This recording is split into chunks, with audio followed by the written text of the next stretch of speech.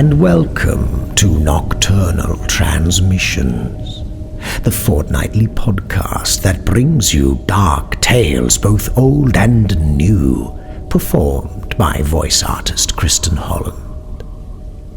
Our featured story this week was first published in the horror anthology Dark Places, Evil Faces, Volume 2. All proceeds from the sale of this volume are donated to the UK-based charity Rethink Mental Illness. If you would like to find out more about this charity or support them through purchasing a copy of the Dark Places, Evil Faces anthology, you'll find links on our website, nocturnaltransmissions.com.au, under author Ryan Harville's profile on our featured authors page. Mr. Harville's generosity of spirit has also been extended to us, gentle listeners, as he offers up this next story for your enjoyment. What a lovely man. Or at least so we thought before reading this. It would appear that Mr. Harville's altruism is reserved entirely for the real world, with not a drop of kindness left for his poor, hapless literary creations. Steel yourself, gentle listener, for Ryan Harville's Cloud 9.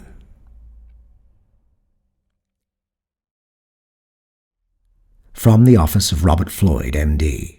Subject: Patient File, Johnston, Stephen, 0601619. Gerald, here's the transcript of my initial examination of Stephen Johnston after his arrest. I'll make sure the rest of his file gets to you before his transfer. I want you to draw your own conclusions, so I won't say much here, but I have some notes after the transcript. As requested, I've only transcribed Stephen's statements. They are as follows. Late night TV, infomercials, phone sex lines, God, they were awful. Like those pop-ups used to get online before you could just block them all. I guess there will always be hot singles in your area, right, Doc? Tech changes, but the libido stays the same. There are kids alive right now who'll never know what it was like to have a grand total of 3 channels. And even if you had cable, it didn't matter. Man, if you were unlucky enough to be awake between midnight and 5 in the morning, your TV options were limited. You remember Jack Cave? Oh, I used to watch it all the time when I was a kid. It was one of those syndicated shows, you know? The kind that you were never sure what channel it would be on. You'd just run across it by accident at like 2 in the afternoon on a Sunday. Or 2 in the morning. Remember? Jack Cave was always on an adventure somewhere tropical. He was like a spy for hire. Always a different beautiful girl every week. Huge explosions? No? That's crazy. I think I eventually saw all of them, but with those shows you never knew. And if you saw part 1 of a 2-parter, forget it. You were never going to see part 2. Sorry, yeah, okay. I'll get to it. So, it was right after midnight, and I was propped up on my couch. Couldn't sleep, all congested and coughing. Hot 1 minute, freezing the next. Normal flu stuff. I took something for it, but it didn't help much. 2 night times will normally do the job, but not that night. The flu was kicking my ass that night. Besides, my wife was out of town for work, and I can't sleep for shit if she's not home. She offered to stay with me, but I urged her to go. I've always been the kind of guy that believes in keeping to your commitments. Anyway, so I'm sitting up and scrolling through the guide. The only sound is the tick-tick-tick of me thumbing the button. There were some movies I could have watched, but I still had hope that I would fall asleep, and I didn't want to start a movie I might sleep through. So eventually I run across NBG and I turn it on, as much for background noise as for anything else. What? NBG? Nothing but games. The network that's nothing but reruns of all the old game shows. I mean, they produce some new ones as well, but after 11, it's all oldies. Cloud 9 was just starting. Ever see it? It ran in the 50s, but I don't think it lasted but a few years. It was before my time, but I remember watching reruns with my grandma when I was little. Doesn't matter, that's what was on. They had the raised platforms, 4 on one side of the stage and 4 on the other, all trimmed with cotton or something to make them look like clouds. And in the middle, taller than the rest, was Cloud 9. The contestants would have to do challenges or answer questions on each of the 4 platforms on their side and be the first to get to the middle platform. Does that ring a bell? Guess not, huh? Well, you're kind of young, anyway. No, I'm fine. Just trying to keep it all straight in my head. Let's keep going. The music started, that silly, high-energy music that sounds like it's all brass and horns. Then the camera does that sweeping kind of shot past the sign. The word cloud is cursive and made up all fluffy, and 9 in all caps, trimmed with flashing lights. You know, to this day I still have no idea what colors were on that sign. I've never seen it in anything other than black and white. Dick Kennett walks out from behind the curtain, waving and smiling. Immaculate slicked hair and crisp suit. Everybody in the audience clapping, women yelling and shouting his name. Women loved Dick Kennett. Hell, my own mother loved him. She used to joke about leaving my father for Dick. The applause was starting to die down, and Dick took his usual place behind the podium. Hello again, everyone. I'm Dick Kennett, and welcome to Cloud 9, where the goal is to climb your way to happiness, the audience screamed. You know, Dick would always trail that part off and then let them answer.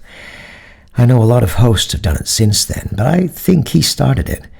I'm not real sure, but Dick had a voice as smooth as warm butter. He keeps going. Exactly, my friends. Now let's welcome our first contestant. He's a cook and loves getting busy in the kitchen. All the way from Sweet 19. It's Jim Connor. The name sounded familiar, but come on, it's not uncommon. The audience booed. The curtains were open just enough, and Jim was shoved out onto the stage. He was completely nude, and even without color, I could see the blood that was running from his hair. Bruises showed up fine, too. His wrists were tied together in front of him with what looked like a twisted coat hanger, and he was using his hands to cover, his genitals. He had a bit of a paunch, and on his ribs were dark bruises. He'd been worked over pretty good, and he was crying and carrying on. "What is this?" he says, squinting up at the bright lights. "Where am I?" Dick laughs that laugh of his along with the studio audience. "Why, you're on Cloud 9. The camera pans around and the audience goes nuts. This one guy, suit and all like he was going to church, he was sitting near the aisle. He laughed so hard that blood spewed from his mouth and nose, just erupted. He fell over into the aisle, still laughing and convulsing. The people in front of him are rubbing the blood everywhere, over their arms and faces. One woman began to lick it off her little girl's face, like a lioness cleaning her cub on a nature documentary. I froze, just trying to figure it out. process it. Was I dehydrated? Was I so feverish that I started hallucinating? Or was I just crazy? I wish I had an answer. Dick fixed his gaze back on Jim. Now, Jim, let's go over the rules, shall we? You must complete one challenge or answer one question per cloud to make your way to the top. If you get there before your opponent, you win. Fuck you, Jim said, and spat blood onto the floor. He went from scared to pissed fast. Can't say that I blame him. If I was naked and looked like I'd been hit by a car, I'd be pissed too. Oh, Jimmy, that little outburst is going to cost you. Dick motioned to somebody off stage. You've given your opponent an advantage. Now, let's get a volunteer from the audience. The audience loses it. People are pushing each other out of the way, their hands high in the air. Fights broke out between grunts and screams. Dick points to someone. You there. Come on up here, sweetheart. It's the little girl, the one the mother was licking clean.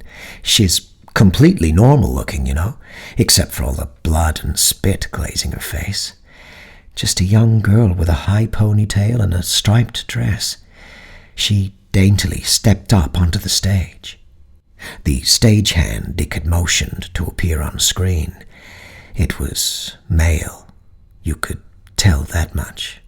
Just wore a dirty cloth around its waist. His chest had big areas of skin removed, leaving wide patches of just grey scar tissue.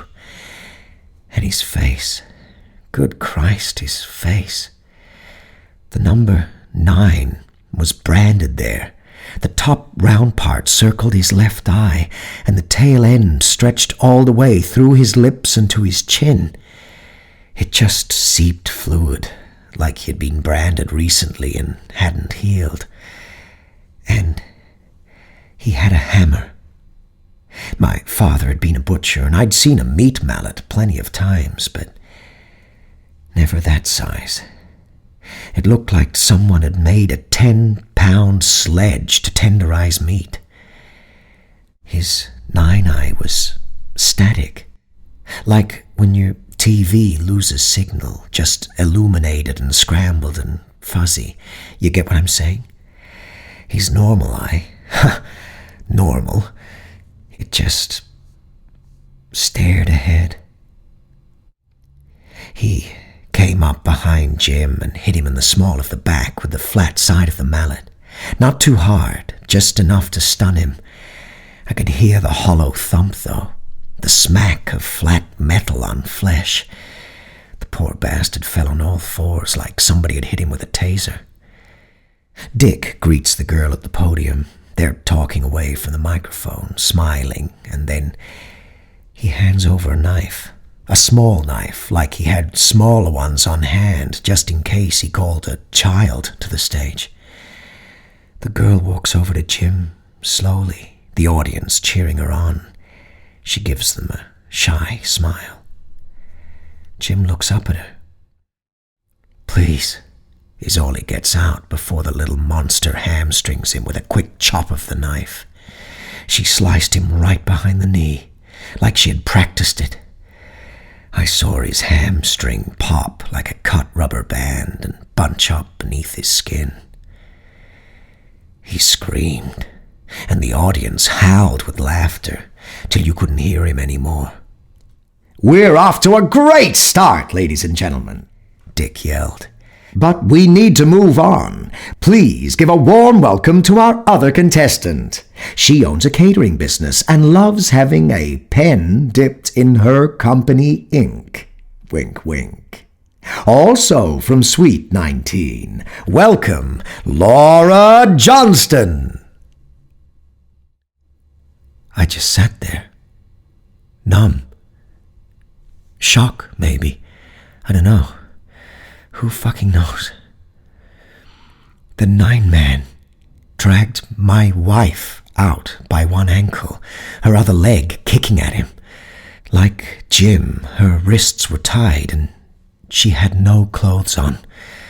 The body I knew like it was my own was on display for everyone to see.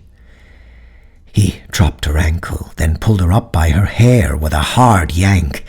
She stood, yelling and cursing, until he let go. Dick walked over to her. Now, Laura, it says here that you own a successful catering business. How did you get into that line of work? "What do you want from us?" she hissed. Something dark flickered over Dick's face, like the shadow of a passing storm cloud. "I want you to talk about your work. You own a catering business, and Jim here is one of your staff, correct?" That's why the name sounded familiar. Jim was one of the newer cooks Laura had hired during the wedding season the year before. Laura didn't say anything, just gave a shaky nod. "Well, tell us, Laura," Dick said, his broad grin back on his face. He had perfect teeth. They damn near glowed. "What exactly were the two of you cooking up in Suite 19 of the Manchester Inn this evening? Was it something hot?" He looked to the crowd and winked. It's crazy, emotions in general. I was sitting there with the flu, wrapped in a blanket and sweating, and this show is on, and I'm obviously imagining it, right? None of that shit could be real. But I knew, at least part of it was. Her late nights, long weekends, the conferences out of state. The craziest part? I'm looking at Jim and thinking, he's got a paunch, and he's not even packing downstairs. There's a game show that shouldn't be on where people are being tortured, and I'm looking at this guy comparing myself to him. It was fucking nuts. Dick called over to Jim. "What about you, sport? Was it steamy?" He didn't say anything. He just laid there whimpering, holding his leg. "Oh, sorry, ladies and gentlemen. I guess the cat still has his tongue." Dick dropped them another wink and flicked his tongue from between his lips rapidly. Jesus, they loved that. 2 fights broke out between peals of laughter. One man grabbed another by his hair, wrenched his head back, then bit into his throat. Blood ran down the front of his pressed shirt as he shook. What? No. Come on, Doc. What the hell were the police going to do? What would I say? "Officer, please help me. My wife is being held hostage on a game show that was filmed 50-something years ago?" I mean, don't get me wrong, it passed my mind. But all I ended up doing was snatching up the remote and pressing record for the DVD to grab whatever it could.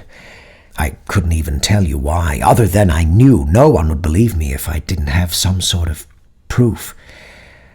Or I wouldn't believe it myself later. Dick stepped between the first 2 columns and said, "In keeping with the spirit of the evening, tonight we will be featuring a cooking challenge. But first, I need to ask our first question. What do you say, folks?" Applause. The audience smelled blood, and they were frenzied, like starving animals at the smell of meat. "Contestants, please make your way to the first cloud." Laura shook like a scared rabbit, but climbed the 2 steps up onto the platform. Jim tried to stand, but failed. "Please, I can't walk." "Oh, Jim, I bet you wish you would have kept your dirty mouth shut now," Dick told him. "Mr. Nine, please assist him." Mr. Nine slid the mallet's handle into a makeshift leather holster on his waist, grabbed Jim by one ankle and by the hair on his head, then lifted him from the floor. He walked while Jim screamed, then tossed him up onto the platform like a sack of rocks. Mr. Nine looked to Laura with an expression like flat murder. She got the hint and stepped up on the platform quickly. "Well, well, Jimbo," Dick said, walking over and crouching down near the platform. "It's time for your question. Get it right, and you get to climb one whole step closer to happiness. Get it wrong, and Mr. Nine will break every single finger on your left hand. Understood?"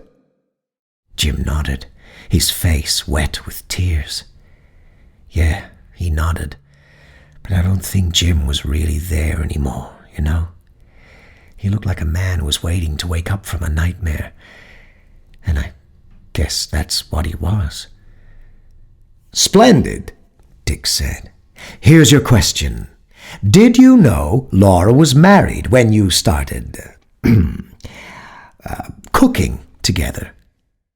He started to speak, but stopped. He nodded again, weakly. Dick's face was stern, but then his radiant smile appeared once more. "Correct. It's so nice to know that you are capable of being an honest man, if not a moral one. Mr. Nine, please crush his fingers." Mr. Nine quickly slammed his hammer down on Jim's left hand.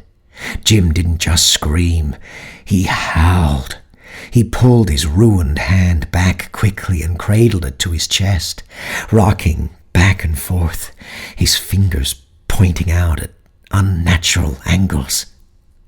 Dick did a quick dance step, spun, then walked over to where Laura sat, horrified.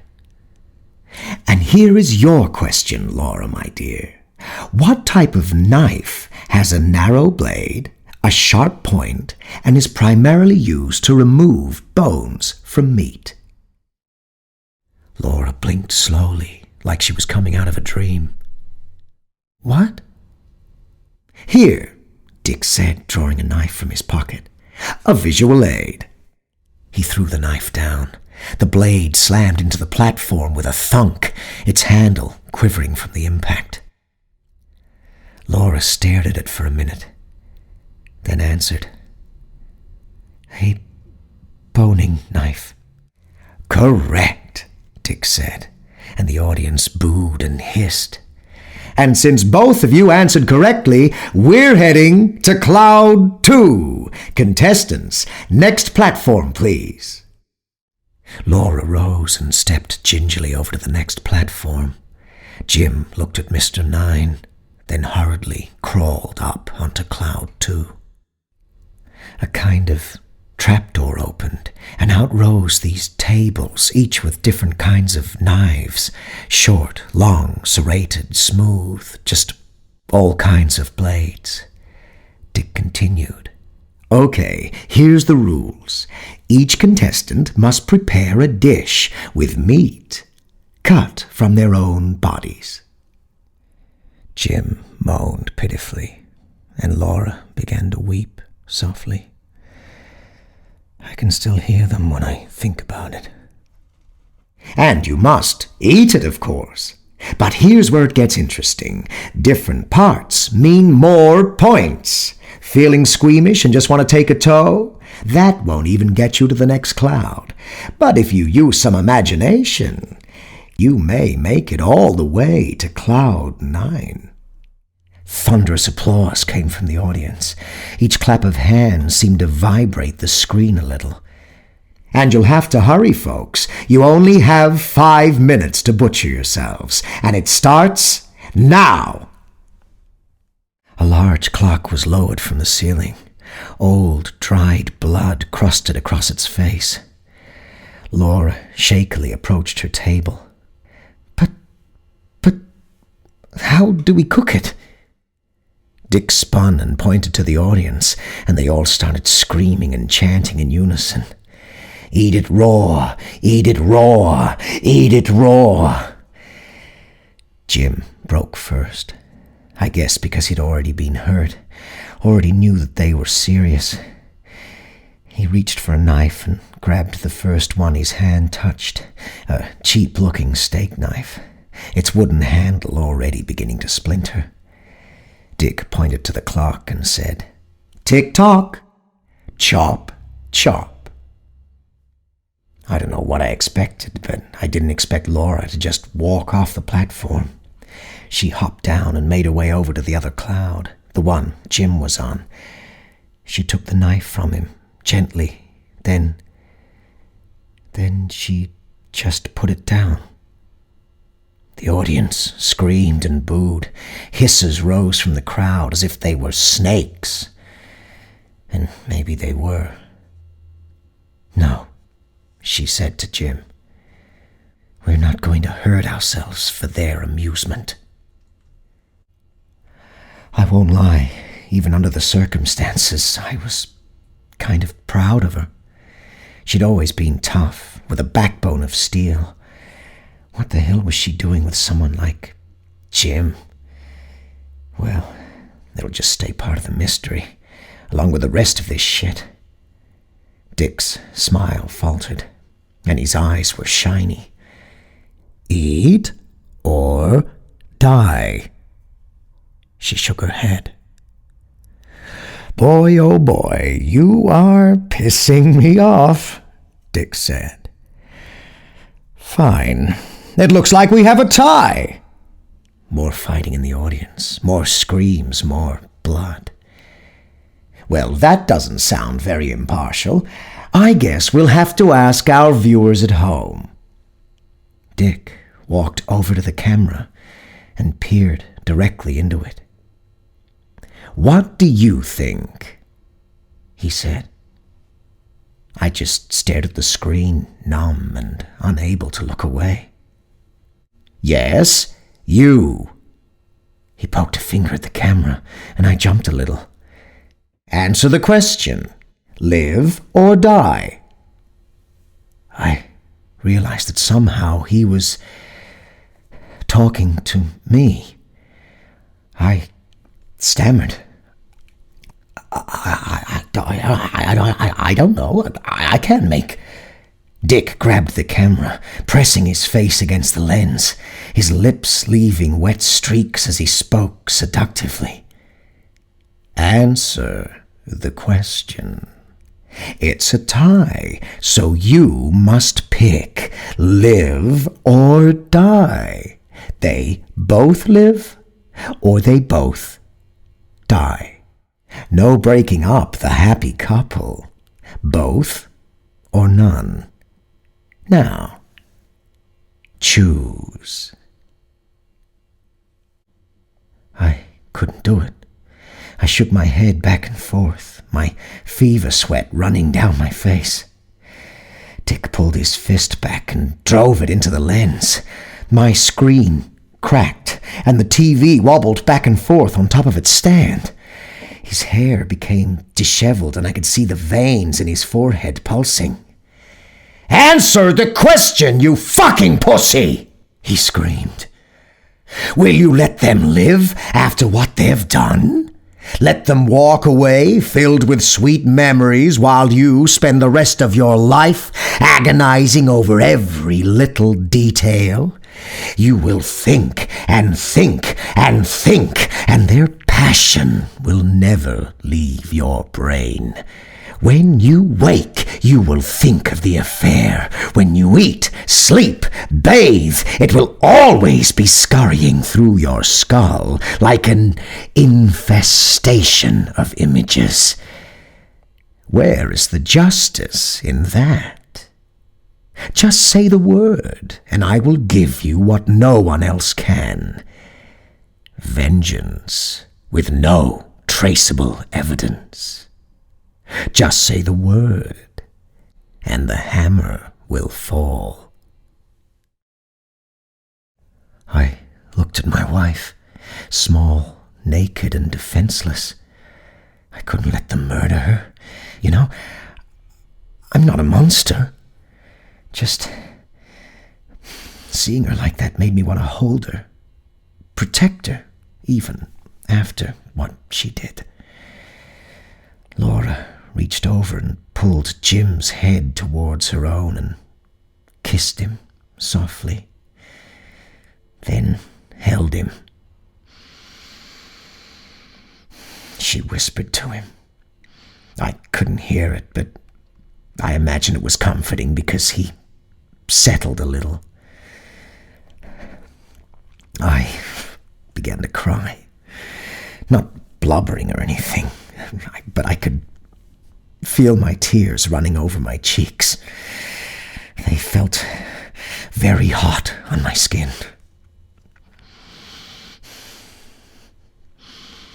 I loved her more than anything. I really did. But in that moment, something in me died. I had hoped the affair was just physical, a distraction after our 15 years of marriage. But I was wrong. She loved him. My mind was flooded with images of them together, like watching someone shuffle a deck of cards. Pictures of them laughing, smiling, fucking. Was he better than me? Did she talk about me behind my back? What was so wrong with me that she ran to him? Over and over, images of flesh and teeth and love and whispers. Kill them, I said. Kill them both. Dick grinned.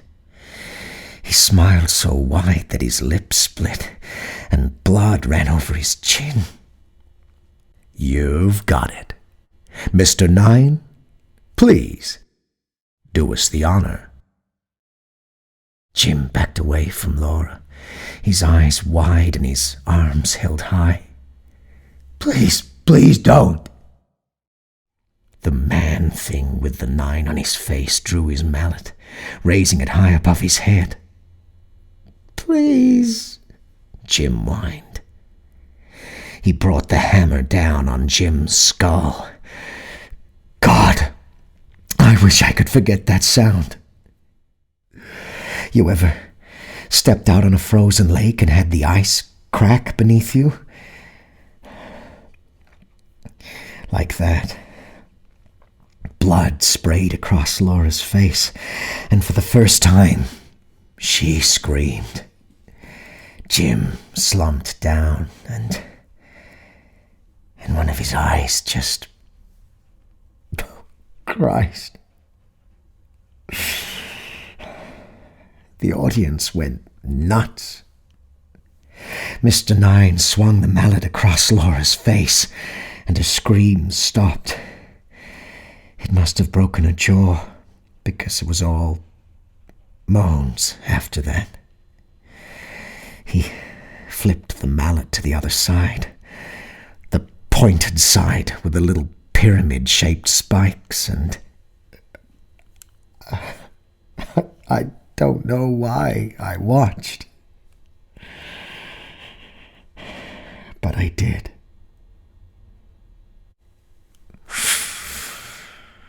Dick clapped to himself. Ah, what fun! Justice was served, and a good time was had by all. He looked to Jim's ruined skull. Well, most. And that's all the time we have for today, folks. Thanks to our contestants. The camera panned to Mr. Nine's work in progress. And to our studio audience. The camera panned across the audience. They were all clapping, of course. All except 2 of them.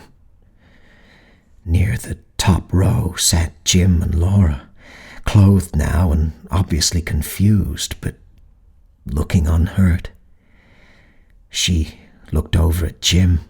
Horror and comprehension spread across her face as he smiled and began clapping. That smile. Goddamn. His smile looked like someone had used fishing hooks and line to force him to do it, like he was a puppet or something. And of course, Dick said, a final word to you at home. You'll never, ever be whole again. Thank you, and good night. The credits began to roll over the screen as the theme song played. They weren't actual jobs for a TV show. It was odd things like torture engineer and zookeeper, and the names given were just strings of letters that didn't make any sense. At least, not to me. In the background, Mr. Nine threw Laura's body over his shoulder, her head a dripping mess. He looked at the camera, at me, and smiled. I shook violently and threw up. I couldn't help it. That's it. That's what happened. Nothing else after that. A completely normal episode of Drive Away, Give Away came on, and I sat there with vomit down the front of my shirt, wondering what the fuck had just happened. By the next afternoon, the police were at my door with more questions than answers. I didn't know what to say to them. I loved my wife. I did. I never wanted...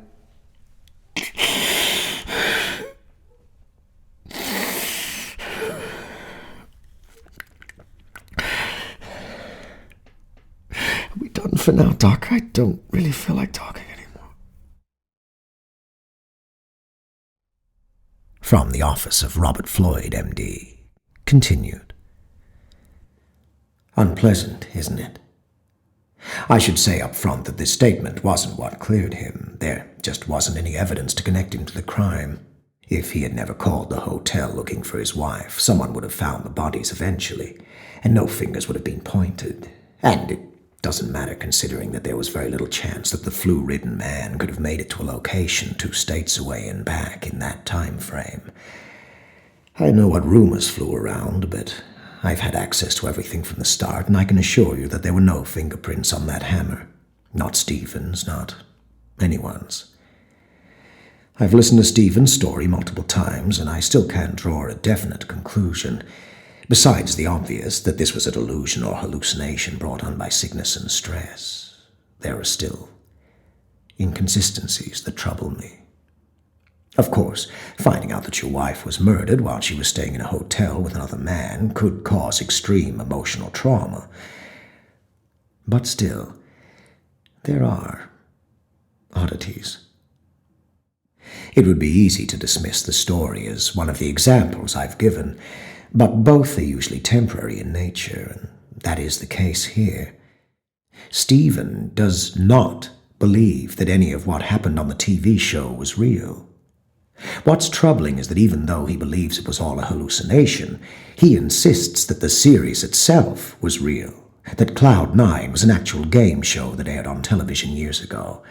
He does not, however, believe that the episode in question existed. He also asserts certain products are real and cannot handle being told otherwise. For example, when confronted with evidence that there has never been a show about a spy called Jack Cave, he gets terribly upset. During one of our early sessions, I brought him a package of NyQuil, what he referred to as nighttime, and was promptly accused of fabricating it to make him look crazy.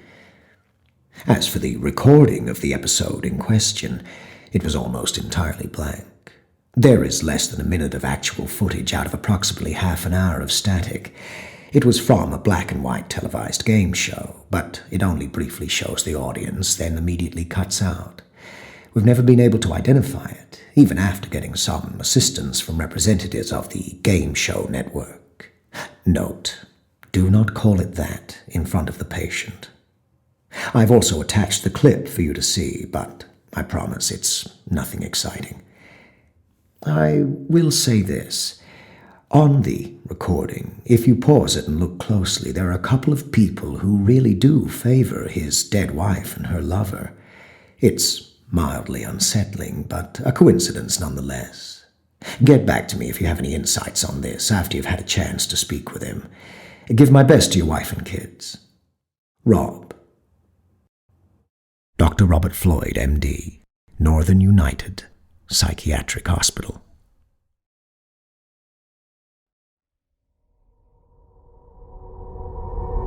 Cloud 9 by Ryan Harville. Do visit our website if you would like to purchase the Dark Places, Evil Faces anthology From Whence This Came, and in turn support the aforementioned Rethink Mental Illness charity. Well, enough about the do-gooders. Let's talk about their antithesis. Us. We're thrilled to announce that Nocturnal Transmissions is a finalist in the 2019 Australian Podcast Awards. We're not asking you to vote or anything so vulgar, gentle listener. Merely bask in the glow of our repulsive gloating. Oh, and congratulations to our friends and fellow finalists at the Yowie podcast, who have been similarly recognized. Astute listeners will remember us introducing this podcast to you last year. A link is still available on our website if you wish to check them out. We wish them luck. Well, not too much. All non-public domain stories are featured with the permission of the authors. All voices and production are concocted by Kristin Holland. Until next time, watch the skies, fear the dark, and don't trust anyone, especially yourself. Good night, gentle listener.